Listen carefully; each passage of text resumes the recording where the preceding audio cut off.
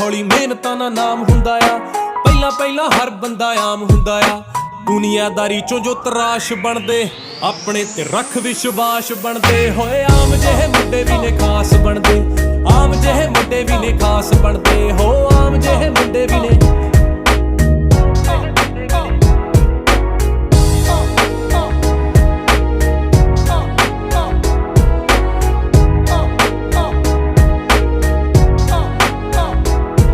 ਮਨ ਸੱਚਾ, ਸੋਚ ਉੱਚੀ, ਮਿਹਨਤੀ ਵੀ ਹੋਵੇ ਜਿਹੜਾ, ਉਸ ਬੰਦੇ ਦੀ ਤਰੱਕੀ ਫਟਾਫਟ ਹੁੰਦੀ ਆ।